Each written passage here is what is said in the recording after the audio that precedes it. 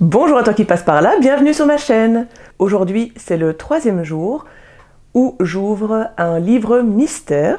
Si tu n'as pas vu mes autres vidéos, le principe des livres mystères, c'est d'acheter un livre à l'aveugle, ou en tout cas plus ou moins à l'aveugle, puisqu'il n'y a que quelques petits mots qui sont écrits, parfois c'est une phrase, ça dépend un petit peu. Ici, j'avais envie non pas d'ouvrir un calendrier de l'Avent, mais d'ouvrir quelques livres de l'Avent. Et donc, comme j'aime énormément le principe des livres mystères, eh bien, je me suis fait plaisir aussi. Et donc, je suis allée acheter 5 livres mystères au Cook & Book, qui est une librairie à Bruxelles que j'adore. J'y ai donc acheté 5 livres en fonction de certains mots-clés. Et ici, je vais ouvrir le 3e livre mystère.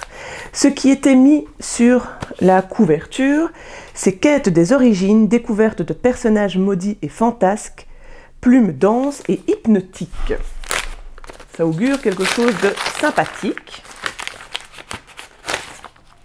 Alors, eh bien c'est vraiment un mystère puisque j'ai pioché Pauline Delabroix à l'art et le titre c'est Qui c'est? Eh bien voilà, je n'ai rien à en dire parce que je ne connais absolument pas ni l'autrice Enfin, je connais pas l'autrice, je connais pas le titre, je n'ai jamais vu passer ce livre, donc je suis ravie, pour le coup c'est une vraie découverte, et je te retrouve tout de suite avec mon avis. Je reviens te retrouver après la lecture de ce livre qui m'a demandé un jour ou deux, donc à nouveau, lecture assez rapide, ici roman de plus ou moins 250 pages, pour les petites infos techniques si jamais ça t'intéresse. Eh bien, j'ai à nouveau ma main qui s'est portée sur un roman d'une thématique qui m'est chère, et vraiment le hasard parfois fait les choses convenablement ou il n'y a pas de hasard, parce que ce récit traite d'une quête identitaire. L'autrice, à nouveau, remet ses origines en perspective et en interrogeant le pourquoi de ses prénoms, elle va évidemment aller plus loin. Alors, on investigue ses prénoms, j'imagine que ça te rappelle quelque chose, puisque dans Tenir sa langue, on y était. C'est la 3e fois que l'autrice est la narratrice et donne des éléments de sa vie personnelle. Donc vraiment, ce sont pour l'instant 3 livres qui ne sortent pas vraiment des sentiers battus par rapport à la thématique que j'apprécie, et c'est assez marrant parce que ce sont 3 romans qui se répondent, qui sont très différents de par leur style, mais les approches sont quand même assez similaires, donc c'est assez marrant. Je ferai un bilan un petit peu plus poussé par rapport à ça dans le bilan des livres mystères que j'ai envie de faire à la fin, ne serait-ce que pour comparer ces 3 romans-là.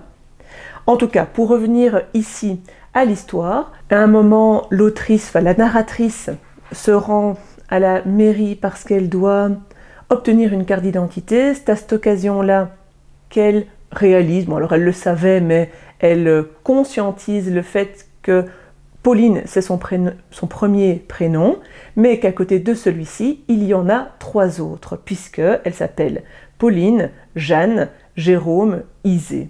Elle se demande donc qui sont ces personnes associées à ces prénoms, mais manque de chance, dans sa famille, on ne parle pas, on ne répond pas à ce genre de questions.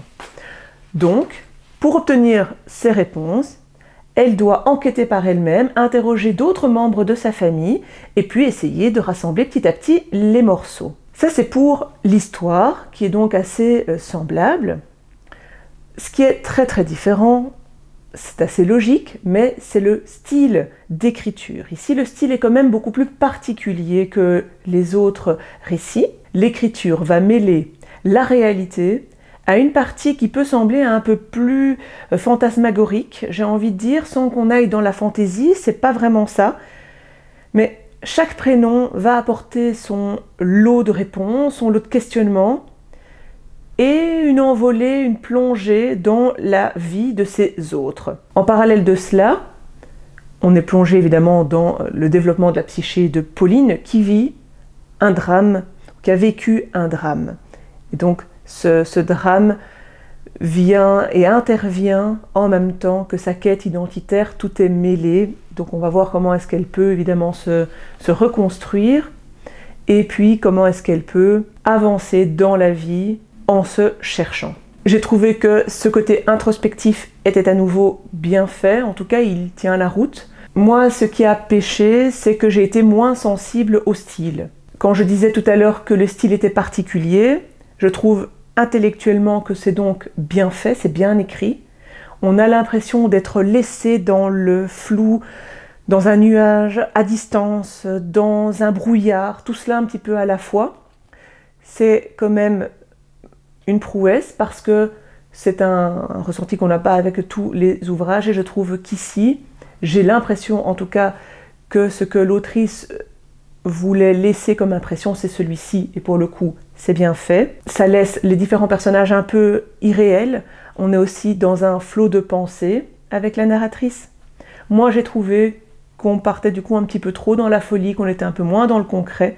Or, finalement, dans un roman psychologique, je préfère retrouver des éléments plus tangibles. Je retrouve ces éléments tangibles dans l'aspect psychologique. On comprend bien ces différents questionnements, on comprend bien les cheminements, les étapes, ce qui lui fait prendre telle ou telle décision. Donc tout cela c'est bien clair.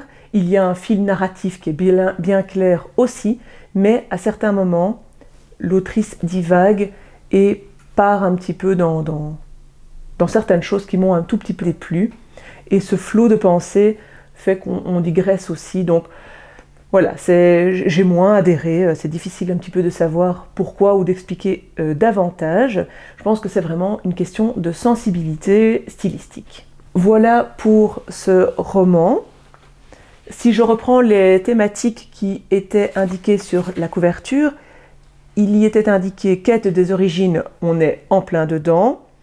Découverte de personnages maudits et fantasques, eh bien oui, je pense que c'est ce que j'ai finalement un petit peu moins aimé. Plume dense et hypnotique. Effectivement, c'est ce dont je parlais par rapport au style que j'ai moins apprécié. C'est question de goût, donc je te laisse te faire ta propre opinion. Et je serais intéressée de savoir si toi tu as entendu parler de ce roman, de cette autrice. Et si oui, ce que tu en as pensé. Voilà pour le 3e livre mystère, il en reste encore 2. Je te retrouve très vite pour une prochaine vidéo, et puis je te dis en attendant que le plaisir de lire soit avec toi.